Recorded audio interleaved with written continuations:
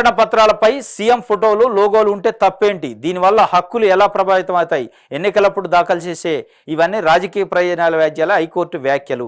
ప్రభుత్వం జారీ చేసే ధృవీకరణ పత్రాలపై ముఖ్యమంత్రి ఫోటోతో పాటు నవరత్నాలు లోగో ముద్రిస్తే వచ్చే నష్టం ఏమిటని హైకోర్టు ప్రశ్నించింది. దీనివల్ల ప్రజల హక్కులు ఎలా ప్రభావితం అవుతాయో తేల్చాలని స్పష్టం చేసింది. ఎన్నికల సమయంలోనే వేసే ఇలాంటి వ్యాఖ్యలన్నీ రాజకీయ ప్రయోజనాలే అని వ్యాఖ్యానించింది. ఈ మొత్తం వ్యవహారంపై కౌంటర్ దాఖలు చేసేందుకు ప్రభుత్వానికి గడువు పొడిగిస్తూ ఉత్తర్వులు జారీ చేసి ప్రభుత్వం మంజూరు చేసే కుల స్థానికత ఎస్సీ ఎస్టీ కుల ధృవీకరణ పత్రాలు జనన ధృవీకరణ పత్రాలపై ముఖ్యమంత్రి ఫోటో వేశారట. ఇది తెలుగుదేశం పార్టీ వెనకుండి కొంతమందిని కోర్టుకు పంపింది.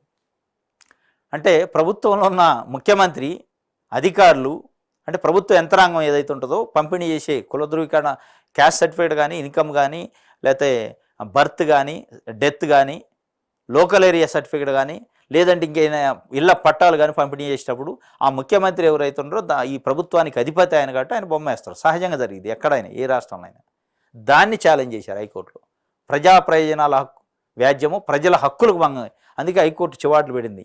ధృవీకరణ పత్రాలపై సీఎం ఫోటోలు లోగోలు ఉంటే తప్పేంటి, దీనివల్ల ఎవరి హక్కులు భంగం కలిని, ఇది ఎందుకు రాజకీయ ప్రయోజనాల కోసం ఇట్లాంటి పిటిషన్లు వేస్తారు తప్ప దీంట్లో ఏమీ ప్రయోజనం లేదు, ప్రజల ప్రయోజనం లేదు అనేది కోర్టు నిర్ధారించి గడువు 4 వారాల్లో ఏదో గడువు ఇచ్చింది ప్రభుత్వం వైపు నుంచి కౌంటర్ వేయడానికి.